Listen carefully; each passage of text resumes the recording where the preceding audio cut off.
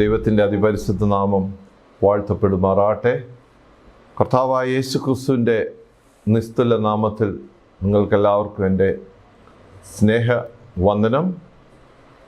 ഒരു ചോദ്യം: ഉറക്കം ഒരു അനുഗ്രഹമാണോ ശാപമാണോ? പ്രിയ ദൈവജനമേ, ഉറക്കം ഒരു അനുഗ്രഹമാണോ ശാപമാണോ എന്നൊരു ചോദ്യം ചോദിക്കുമ്പോൾ ചിലർ പറയും അതൊരു അനുഗ്രഹമാണെന്ന്. അങ്ങനെയെങ്കിൽ ഞാൻ ചോദിക്കട്ടെ, രാവിലെ ജോലിക്ക് വേണ്ടി ഒരു പുരുഷൻ വീട് വിട്ടിറങ്ങിപ്പോയി. അവൻ 5 മണി വരെ ജോലി ചെയ്തു. തിരിച്ചു വന്ന സമയത്ത് ഒരു ബാറിൽ കയറി നല്ലപോലെ മദ്യപിച്ച് ആടിയാടി വീട്ടിലേക്ക് സന്ധ്യാസമയം 7 മണിയായപ്പോൾ തന്നെ കാത്തിരിക്കുന്ന തൻ്റെ ഭാര്യയും കുഞ്ഞുങ്ങളും ഈ അവസ്ഥയിൽ ഈ മനുഷ്യനെ കണ്ട് ഡോർ വലിച്ചകത്ത് കയറി കട്ടിലെ കിടന്ന കിടപ്പെ ഗാഠനിദ്രയിലേക്ക് പോയി. വേദനയും പ്രയാസത്തോടും കൂടി തൻ്റെ ഭാര്യയും മക്കളും. ഈ മനുഷ്യന് ഉറക്കം ഒരു അനുഗ്രഹമാണോ ശാപമാണോ? തീർച്ചയായിട്ടും ആ മനുഷ്യന് ഉറക്കം ഒരു ശാപമാണ്. അങ്ങനെയെങ്കിൽ മറ്റൊരു മനുഷ്യനെക്കുറിച്ച് പറയുകയാണെങ്കിൽ, ഇതുപോലെ പ്രഭാതത്തിൽ ജോലിക്ക് പോയി ജോലി കഴിഞ്ഞ് തിരിച്ചു വരുന്ന സമയത്ത് തൻ്റെ വീട്ടിലേക്കുള്ള ആവശ്യ സാധനങ്ങളും തൻ്റെ കുഞ്ഞുങ്ങൾക്ക് അല്പം ബേക്കറി സാധനങ്ങളൊക്കെയും വാങ്ങി ഭവനത്തിൽ വന്ന് കുളിച്ച് തൻ്റെ ഭാര്യയും കുഞ്ഞുങ്ങളെയും വിളിച്ച് ഒരുമിച്ചിരുന്ന് പാട്ടുപാടി ദൈവവചനം വായിച്ച് പ്രാർത്ഥിച്ച് തീന്മേശയിൽ ചുറ്റുമിരുന്ന് സന്തോഷത്തോടെ പ്രാർത്ഥിച്ച് അവിടെ തൻ്റെ പ്രിയപ്പെട്ട ഭാര്യ തനിക്ക് വേണ്ടി ഒരുക്കിയ ഇഷ്ടഭോജനം കഴിച്ച് ഒരുമിച്ച് സന്തോഷത്തോടെ നിദ്രയിലേക്ക് പ്രവേശിച്ച കുടുംബം. ഇവർക്ക് ഉറക്കം ഒരു അനുഗ്രഹമാണോ ശാപമാണോ? തീർച്ചയായിട്ടും ഈ മനുഷ്യനെ സംബന്ധിച്ച് ഉറക്കം ഒരു അനുഗ്രഹമാണ്. പ്രിയ ദൈവജനമേ, ഉറക്കം ഒരു അനുഗ്രഹവുമാണ്, അത് ശാപവുമാണ്. It depends upon how we intake it. നാം അതിനെ എപ്രകാരമാണ് മനസ്സിലാക്കുന്നത്, എടുക്കുന്നത്, എപ്രകാരമാണ് അതിനെ സമീപിക്കുന്നത് ആസ്പദമാക്കിയാണ് ഉറക്കം. നമുക്കത് ശാപവുമാക്കാം, അത് അനുഗ്രഹവുമാക്കാം. It's all depends on us. അത് നമ്മെ സംബന്ധിച്ച് നമ്മിൽ മാത്രം ഫലമേൽപ്പിച്ച ഒന്നാണ്. തിരുവചനം നാം പഠിക്കുമ്പോൾ യോന പ്രവാചകന്റെ പുസ്തകം യോനായ്ക്ക് ദൈവത്തിൻ്റെ വെളിപ്പാടുണ്ടായി. നീ പുറപ്പെട്ട് മഹാനഗരമായ നിനവയിലേക്ക് ചെന്ന് അതിന് വിരോധമായി പ്രസംഗിക്കുക എന്നാണ്. ഒന്ന് ആലോചിച്ച് നോക്കിക്കേ, നമ്മൾ പാർക്കുന്നിടത്തിൽ നിന്ന് ഒരു പട്ടണത്തിൽ പോയി ആ പട്ടണത്തിന് വിരോധമായിട്ട് പ്രസംഗിക്കുക എന്ന് പറഞ്ഞാൽ ഇന്നത്തെ സാഹചര്യത്തിൽ നമ്മളെ കൊണ്ട് സാധിക്കുന്ന ഒന്നല്ല. എന്നാൽ യോന ദൈവസന്നിധിയിൽ നിന്ന് ഓടിപ്പോകേണ്ടതിന് പുറപ്പെട്ട് യാഫോവിലേക്ക് ചെന്ന് തർശീസിലേക്ക് പോകുന്ന ഒരു കപ്പൽ കണ്ട് കൃത്യമായിട്ട് അതിന് കൂലി കൊടുത്ത് അതിൻ്റെ ടിക്കറ്റൊക്കെ മേടിച്ച്, കള്ളവണ്ടിയിലൊന്നുമല്ല, കൃത്യമായിട്ട് അതിൻ്റെ കൂലി കൊടുത്ത് ടിക്കറ്റ് എടുത്ത് യഹോവയുടെ സന്നിധിയിൽ നിന്ന് ഓടി തർശീസിലേക്ക് പോകുമ്പോൾ തിരുവചനം പറയുന്നത്, യോന പുസ്തകം 1:4 മുതൽ, യഹോവയോ സമുദ്രത്തിൽ ഒരു പെരുങ്കാറ്റടിപ്പിച്ച് കപ്പൽ തകർന്നു പോകുവാൻ തക്കവണ്ണം സമുദ്രത്തിൽ വലിയൊരു കോൾ ഉണ്ടായി എന്നാണ്. ഹല്ലേലൂയ, സ്തോത്രം.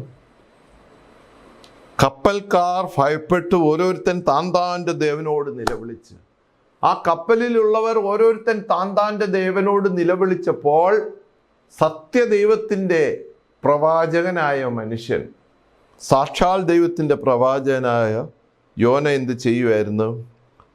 അവൻ യോനയോ കപ്പലിൻ്റെ അടിത്തട്ടിൽ ഇറങ്ങിക്കിടന്ന് നല്ലവണ്ണം ഉറങ്ങുകയായിരുന്നു. അവിശ്വാസികൾ അവരവരുടെ ദൈവത്തെ വിളിച്ചപ്പോൾ സാക്ഷാൽ ദൈവത്തിൻ്റെ അരുളപ്പാടുണ്ടായ ജീവനുള്ള ദൈവത്തിൻ്റെ പുത്രനായ യോന കപ്പലിൻ്റെ അടിത്തട്ടിൽ കിടന്ന് ഉറങ്ങുകയായിരുന്നു. പ്രിയമുള്ള ദൈവജനമേ, നമ്മിൽ പലരും നമുക്ക് ചുറ്റുമുള്ള അന്തരീക്ഷം ക്ഷോഭമായിരിക്കുമ്പോൾ, അല്ലെങ്കിൽ പ്രകൃതി ഒരു പ്രത്യേക അവസ്ഥയിലായിരിക്കുമ്പോൾ, നമുക്ക് ചുറ്റും എന്താണ് സംഭവിക്കുന്നതെന്ന് അറിയാതെ നാം എല്ലാം മറന്ന് യോനയെ പോലെ ഗാഢനിദ്രയിലാണ്. When there are natural calamities around us, not realizing what's happening around, we fall into great sleep like Prophet Jonah. ഇത് നമ്മുടെ ജീവിതത്തിലൊക്കെ ഉള്ളതാണ്. നമുക്ക് ചുറ്റുവട്ടത്തൊക്കെ എന്താണെന്ന് സംഭവിക്കുന്നത് നാം അറിയാതെ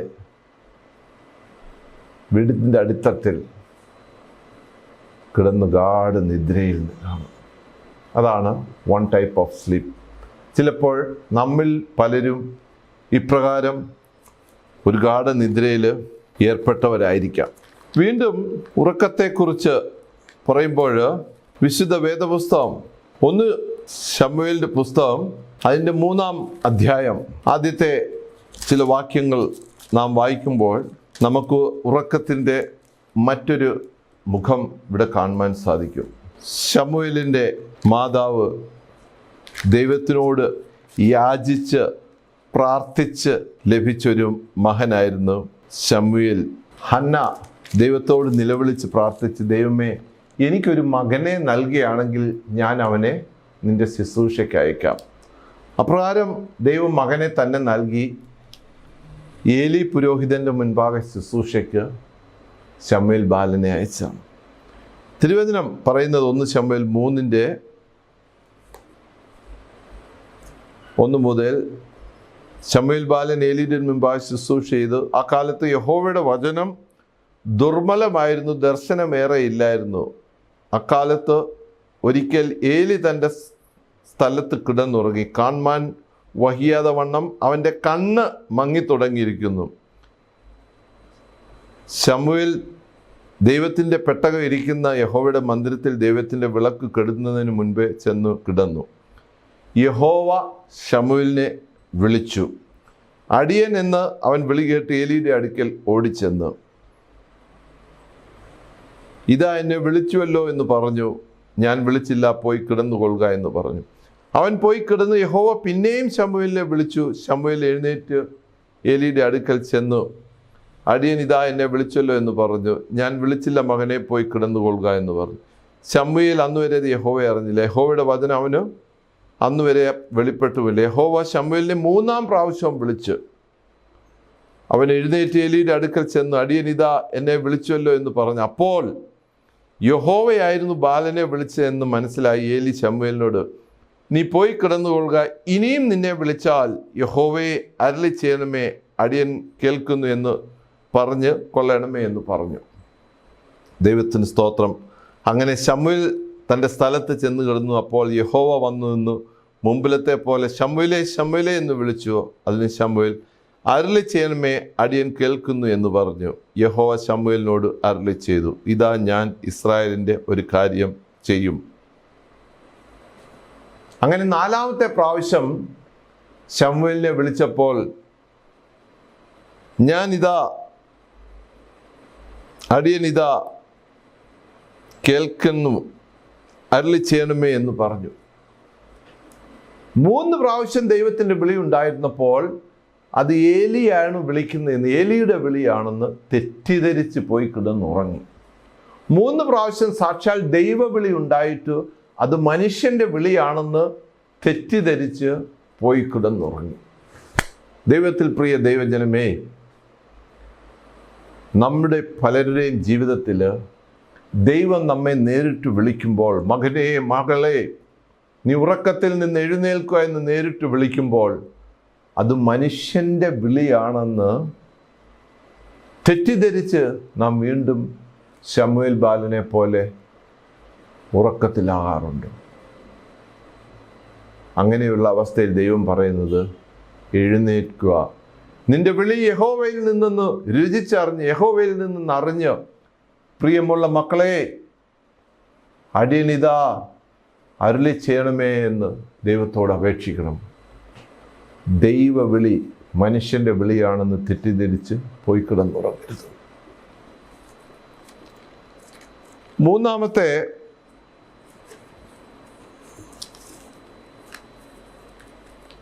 ഭാഗം നാം പഠിക്കുമ്പോൾ ന്യായാധിപന്മാരുടെ പുസ്തകം 16-ാം അധ്യായത്തിൽ ശിംശോനെക്കുറിച്ച് പ്രതിപാദിപ്പിക്കുന്നു.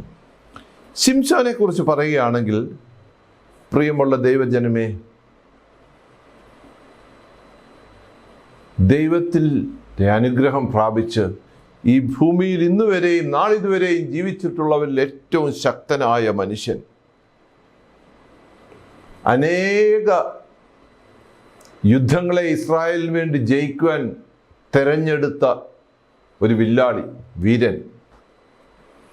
എന്നാൽ 16-ാമത്തെ വാക്യത്തിൽ പറയുന്നത്, അനന്തരം ശിംശോൻ ഗസയിൽ ചെന്ന് അവിടെ ഒരു ദുർനടപ്പുകാരി സ്ത്രീയെ കണ്ട് അവളുടെ അടുക്കൽ ചെന്ന്, ശിംശോൻ ഇവിടെ വന്നിരിക്കുന്ന ഗസ്യർക്ക് അറിവ് കിട്ടി. ഒരു ദുർനടപ്പുകാരി സ്ത്രീയുമായിട്ട് അവൻ ഇഷ്ടത്തിലായി. വിശുദ്ധ വേദപുസ്തകം പറയുന്നത് 3-ാമത്തെ വാക്യം, ആ സ്ത്രീ 4-ാമത്തെ വാക്യം മുതൽ, അതിനുശേഷം അവൻ സോരേക്ക് താഴ്വരയിൽ ദലീല എന്നു പേരുള്ള ഒരു സ്ത്രീയെ സ്നേഹിച്ച് ഫെലിസ്ത്യ പ്രഭുക്കന്മാർ അവളുടെ അടുക്കൽ വന്ന്, നീ അവനെ വശീകരിച്ച് അവൻ്റെ മഹാശക്തി ഏതിൽ നിന്ന് ഞങ്ങളെ അറിയിക്കണമെന്ന് പറഞ്ഞു. അങ്ങനെ ദലീല ശിംശോനോട്, നിന്റെ മഹാശക്തി ഏതിലാകുന്നു എന്ന്, ഏതിനാൽ നിന്നെ ബന്ധിച്ചൊതുക്കാം എന്ന് എനിക്ക് പറഞ്ഞു തരണമെന്ന് പറഞ്ഞപ്പോൾ ശിംശോൻ പറയുകയാണ്, ഒരിക്കലും ഉണങ്ങാത്ത പച്ചയായ 7 ഞാണുകൊണ്ട് എന്നെ ബന്ധിച്ചാൽ എൻ്റെ ബലം ക്ഷയിക്കും. അവൾ അപ്രകാരം തന്നെ ചെയ്ത് ഫെലിസ്ത്യ പ്രഭുക്കന്മാർ ഉണങ്ങാത്ത 7 പച്ച ഞാണുകൾ അവൾക്ക് കൊടുത്തു. അവൾ ബന്ധിച്ചു. അവൾ പറഞ്ഞു, നിങ്ങൾ മുറിയിൽ ഉൾമുറിയിൽ പതിയിരിപ്പീൻ എന്ന് പറഞ്ഞു. ശിംശോനെ ഫെലിസ്ത്യർ ഇതാ വരുന്നു എന്ന് പറഞ്ഞപ്പോൾ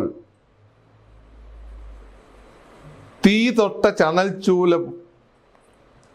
ചണൽ നൂൽ പോലെ അത് പൊട്ടിക്കളഞ്ഞു.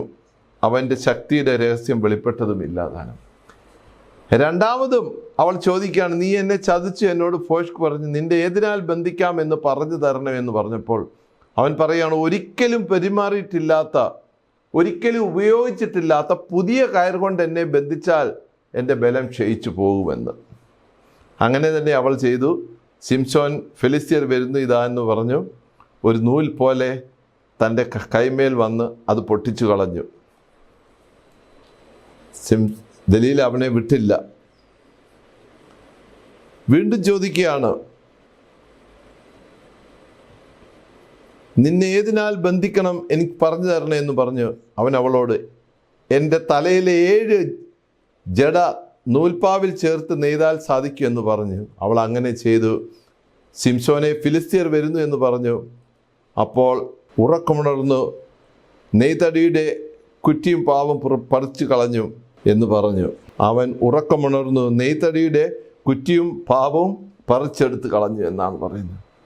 ഈ 3 പ്രാവശ്യവും അവൻ്റെ ആരോഗ്യത്തിൻ്റെ രഹസ്യം അവനോട് പറഞ്ഞില്ല. അവൾ പറയുന്നത്, നിന്റെ ഹൃദയം എന്നോട് ഇല്ലാതിരിക്കെ നീ എന്നെ സ്നേഹിക്കുന്നു എന്ന് പറഞ്ഞ് എങ്ങനെ ഈ 3 പ്രാവശ്യവും നീ എന്നെ ചതിച്ച് നിന്റെ മഹാശക്തി ഏതിലാവുന്നു എന്ന് എനിക്ക് പറഞ്ഞില്ല താനും.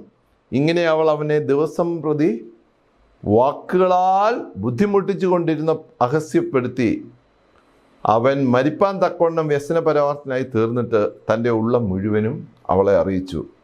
ക്ഷൗരക്കത്തി എൻ്റെ തലയിൽ തൊട്ടിട്ടില്ല. ഞാൻ അമ്മയുടെ ഗർഭം മുതൽ ദൈവത്തിന് വൃതസ്ഥനാവുന്നു. ക്ഷൗരം ചെയ്താൽ എൻ്റെ ബലം എന്നെ വിട്ടു പോകും, ഞാൻ ബലഹീനായി തീരുമെന്നാണ് പറയുന്നത്. പ്രിയ ദൈവജനമേ, ദലീല ഫെലിസ്ത്യ പ്രഭുക്കന്മാരെ ആളയച്ചു, ഇന്ന് വരുവേൻ, അവൻ തൻ്റെ ഉള്ളം മുഴുവൻ എന്നെ അറിയിച്ചിരിക്കുമെന്ന് പറഞ്ഞ് ഫെലിസ്ത്യ പ്രഭുക്കന്മാർ അവളുടെ അടുക്കൽ വന്നു പണവും കയ്യിൽ കൊണ്ടുവന്നു. അവൾ അവനെ 19-ാമത്തെ വാക്യത്തിൽ പറയുന്നത്, അവൾ അവനെ മടിയിൽ ഉറക്കി ഒരു ആളെ വിളിപ്പിച്ച് തലയിലെ ജട 7 കളയിപ്പിച്ചു എന്നാണ്. 3-ാമത്തെ ഉറക്കം ലൗകിക സുഖങ്ങൾക്ക് വേണ്ടി താൽക്കാലിക സുഖങ്ങൾക്ക് വേണ്ടി നാം എല്ലാം മറന്ന് ശിംശോനെ പോലെ ഉറങ്ങും. അങ്ങനെയെങ്കിൽ ദൈവത്തിൻ്റെ ശക്തി നമ്മിൽ നിന്ന് എന്നേക്കുമായിട്ട് നഷ്ടപ്പെടും. തുടർന്നുള്ള ഭാഗം നമുക്കറിയാം. ഫെലിസ്ത്യ പ്രഭുക്കന്മാർ വന്ന് അവനെ മുമ്പിലത്തെ പോലെ കടഞ്ഞൊഴിഞ്ഞു കളയുമെന്ന് വിചാരിച്ചു. ഫെലിസ്ത്യരെ അവനെ പിടിച്ച് കണ്ണ് കുത്തിപ്പൊട്ടിച്ചു ഗസയിലേക്ക് കൊണ്ടുപോയി ചെമ്പു ചങ്ങല കൊണ്ട് ബന്ധിച്ചു. അവൻ കാരാഗ്രഹത്തിൽ മാവ് പൊടിച്ചു കൊണ്ടിരിക്കുന്നു. അവൻ്റെ തലമുടി കളഞ്ഞ ശേഷം വീണ്ടും വളർത്തു. അങ്ങനെ ശിംശോൻ ഫെലിസ്ത്യ പ്രഭുക്കന്മാരുടെ കയ്യിലകപ്പെട്ടു. എന്നാൽ അവൻ വീണ്ടും ദൈവത്തോട് പ്രാർത്ഥിച്ച് അവൻ ജീവിച്ചിരുന്നപ്പോൾ കൊന്നവരെക്കാളും കൂടുതൽ മനുഷ്യരെ അവൻ മരണസമയത്ത് കൊന്നു എന്ന് പറഞ്ഞു. എന്നിരുന്നാലും അവൻ്റെ ജീവൻ അവരോടൊപ്പം പോയി എന്നുള്ളതാണ്. ഇന്നും നമ്മുടെ ജീവിതത്തിലും ഇതുപോലെ നാം ദൈവത്തെ മറഞ്ഞ് താൽക്കാലിക സുഖത്തിനു വേണ്ടി നാം ഉറങ്ങുകയാണെങ്കിൽ ശിംശോന്റെ ഒരു അനുഭവം നമ്മുടെ ജീവിതത്തിലും ഉണ്ടാകും. വീണ്ടും ഒരു ഉറക്കത്തെക്കുറിച്ച് പറയുന്നത് മർക്കോസിൻ്റെ സുവിശേഷം 14-ാം അധ്യായത്തിലാണ്. കർത്താവായ യേശു ക്രിസ്തുവിൻ്റെ ഈ ഭൂമിയിലുള്ള സുവിശേഷം ഏതാണ്ട് അവസാനിച്ച് താൻ വളരെ വിഷമത്തിലായി ഗെത്സെമനെ തോട്ടത്തിൽ പോയി പ്രാർത്ഥിക്കാൻ പോവുകയാണ്. തിരുവചനം പറയുന്നത് മർക്കോസിൻ്റെ സുവിശേഷം 14-ാം അധ്യായത്തിൻ്റെ 32 മുതൽ, അവർ ഗെത്സെമനെ എന്ന് പേരുള്ള തോട്ടത്തിൽ വന്നാറെ അവൻ ശിഷ്യന്മാരോട്, ഞാൻ പ്രാർത്ഥിച്ചു വരുവോളം ഇവിടെ ഇരിപ്പീൻ എന്ന് പറഞ്ഞു. പിന്നെ അവൻ പത്രോസിനെയും യാക്കോബിനെയും യോഹന്നാനെയും കൂട്ടിക്കൊണ്ട് ഭ്രമിപ്പാനും വ്യാകുലപ്പെടുവാനും തുടങ്ങി. എൻ്റെ ഉള്ളം മരണവേദന പോലെ അതിദുഃഖത്തിലിരിക്കുന്നു, ഇവിടെ പാർത്ത് ഉണർന്നിരിപ്പീൻ എന്ന് അവരോട് പറഞ്ഞു. പിന്നെ കർത്താവായ യേശു ക്രിസ്തു ചെന്ന് പ്രാർത്ഥിച്ച്, പിതാവേ കഴിയുമെങ്കിൽ ആ നാഴിക നീങ്ങിപ്പോകണമേ എന്ന് പ്രാർത്ഥിച്ചു. അബ്ബാ പിതാവേ നിനക്ക് എല്ലാം കഴിയും, ഈ പാനപാത്രം എങ്കിൽ നീക്കണമേ എന്ന് പ്രാർത്ഥിച്ചു. 37-ാമത്തെ വാക്യത്തിൽ പറയുന്ന, പ്രിയ ദൈവജനമേ, പിന്നെ അവൻ വന്നു അവർ ഉറങ്ങുന്നത് കണ്ട് പത്രോസിനോട്, ശീമോനെ നീ ഉറങ്ങുന്നുവോ? ഒരു നാഴിക ഉണർന്നിരിപ്പാൻ നിനക്ക് കഴിയുകയില്ലയോ? പരീക്ഷയിൽ അകപ്പെടാതിരിപ്പാൻ ഉണർന്നിരുന്ന് പ്രാർത്ഥിപ്പീൻ. ഉണർന്നിരുന്ന് പ്രാർത്ഥിക്കേണ്ട സമയത്ത് ഈ ശിഷ്യന്മാരെ പോലെ പലരും നാം ഉറക്കത്തിലാണ്. പരീക്ഷയിൽ അകപ്പെടാതിരിപ്പാൻ ഉണർന്നിരുന്ന് പ്രാർത്ഥിപ്പീൻ എന്നാണ് ദൈവവചനം പറയുന്നത്. നമ്മുടെ ജീവിതത്തിലും പലപ്പോഴും ഉണർന്നിരുന്ന് പ്രാർത്ഥിക്കേണ്ട സ്ഥലത്ത് നാം ഉറക്കത്തിലാണ്. പ്രിയ ദൈവജനമേ, നമുക്ക് ചുറ്റും പ്രകൃതിക്ഷോഭമായിരിക്കുമ്പോൾ യോനായെപ്പോലെ നാം ഉറങ്ങുന്നതെങ്കിൽ ഉറക്കത്തിൽ നിന്ന് നാം ഉണരേണ്ട സമയമാണ്. ദൈവവിളി ശ്രവിച്ചിട്ട് ദൈവവിളി ഉണ്ടായിട്ട് അത് മനുഷ്യൻ്റെ വിളിയാണെന്ന് തെറ്റിദ്ധരിച്ചിട്ട് ശമൂവേലിനെ പോലെ ഉറങ്ങുകയാണെങ്കിൽ ഉറക്കത്തിൽ നിന്ന് ഉണരേണ്ട സമയമായിരുന്നു. ലൗകിക സുഖ സൗകര്യത്തിനു വേണ്ടി ദൈവത്തെ മറന്ന്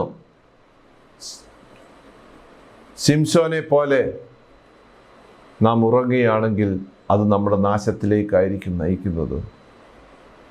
ഉണർന്നിരുന്ന് പ്രാർത്ഥിക്കേണ്ട സ്ഥലത്ത് നാം ഉറങ്ങുകയാണെങ്കിൽ പരീക്ഷയിൽ അകപ്പെടാതിരിപ്പാൻ നാം ഉണർന്നിരിക്കേണ്ടതാണ്. പ്രിയമുള്ള ദൈവജനമേ, എത്രയോ അനുഗ്രഹങ്ങൾ ഈ ഉറക്കത്താൽ നാം നഷ്ടപ്പെടുത്തിയിട്ടുണ്ട്, അല്ലേ? നാം ഒന്ന് സ്വയം ചോദിച്ചു നോക്കി. പാട്ടുകാരൻ പറയുന്ന ഇപ്രകാരമാണ്, കർത്തേനെ എത്രയാനുഗ്രഹങ്ങളയ്യോ നഷ്ടമാക്കി വിധം ഇന്നും കഷ്ടത തന്നിൽ വാലയുന്നു ഞാനിതാ തട്ടിയുണർത്തേണമേ ഇന്നും കഷ്ടത തന്നിൽ വാലയുന്നു ഞാനിതാ തട്ടിയുണർത്തേണമേ എന്നുള്ളിലെന്നും വസിച്ചിടുവാൻ സ്വർഗ മണ്ഡപം വീട്ടിറങ്ങി വന്ന ഉന്നതനാം തങ്ക പ്രാവേ നീ വന്നെന്നിൽ എന്നു വന്ന ഉന്നതനാം തങ്ക പ്രാവേ നീ വന്നെന്നിൽ എന്നു പ്രിയമുള്ള ദൈവജനമേ, എത്രയോ അനുഗ്രഹങ്ങളാണ് നാം ഈ വിധം ഉറക്കത്തിൽ കൂടി നഷ്ടപ്പെടുത്തിയത്. ഇന്ന് പകൽക്കാലത്ത് ഈ സമയത്ത് യഹോവയുടെ ഒരു തട്ടി ഉണർത്തൽ നമുക്ക് അനിവാര്യമാണ്. ഉറക്കത്തിലായിരിക്കുന്നവരെ തട്ടി ഉണർത്തുവാൻ നമുക്ക് ദൈവത്തിൻ്റെ കരങ്ങളിലേക്ക് നമ്മെ തന്നെ ഫലമേൽപ്പിക്കാം, പ്രാർത്ഥിക്കാം. സ്നേഹമുള്ള ദൈവമേ, സ്വർഗസ്ഥ പിതാവേ, ഈ നല്ല സമയത്തിനായിട്ട് ഞങ്ങൾ നിന്നെ സ്തുതിക്കുന്നു, സ്തോത്രം ചെയ്യുന്നു. കർത്താവേ, പരിശുദ്ധത്തിലേ അവിടുന്ന് ഞങ്ങളുടെ പാപങ്ങളെ, ലംഘനങ്ങളെ ക്ഷമിക്കണമേ. അടിയങ്ങൾ അകൃത്യം ചെയ്ത് ദൈവസന്നിധിയിൽ നിന്നും മാറിപ്പോയിരിക്കുന്നു ദൈവമേ. ഇന്ന് ദൈവമേ, ഞങ്ങൾ ഉറക്കത്തിലാണ്, അങ്ങേ മറന്നുറക്കത്തിലാണെങ്കിൽ ഞങ്ങളെ അവിടുന്ന് തട്ടി ഉണർത്തണമേ എന്ന് പ്രാർത്ഥിക്കുന്നു. കർത്താവേ, പരീക്ഷയിൽ അകപ്പെടാതിരുന്ന് ഉണർന്നിരുന്ന് പ്രാർത്ഥിപ്പാൻ ഞങ്ങളെ യോഗ്യരാക്കണമേ. അങ്ങയുടെ വിളിയുണ്ടായിട്ട് അത് മനുഷ്യൻ്റെ വിളിയെന്ന് തെറ്റിദ്ധരിച്ച് ഞങ്ങൾ ഉറങ്ങാൻ ഇടവരരുതേ എന്ന് പ്രാർത്ഥിക്കുന്നു. കർത്താവേ, നമുക്ക് ചുറ്റും പ്രകൃതിക്ഷോഭമായിരിക്കുമ്പോൾ ഉണർന്നിരുന്ന് പ്രാർത്ഥിക്കാൻ ഞങ്ങളെ ബോധ്യപ്പെടുത്തണമേ. ലൗകിക മോഹങ്ങളുടെ പിന്നാലെ പോയി ഉറങ്ങുവാൻ ഞങ്ങളെ ഇടയാക്കരുതേ പ്രാർത്ഥിക്കുന്നു. കർത്താവേ, അങ്ങയുടെ വരവ് സമീപമായിരിക്കാൻ ഒരുക്കമുള്ളവരായിട്ട് അടിയങ്ങളെ മാറ്റണം. മാനവും മൗത്തും അപ്പച്ചനെടുക്കണം. യേശുവിൻ നാമത്തിൽ തന്നെ ആമേൻ. സ്തോത്രം. ദൈവം നമ്മെ ഇവരെയും അനുഗ്രഹിക്കുമാറാകട്ടെ. ആമേൻ.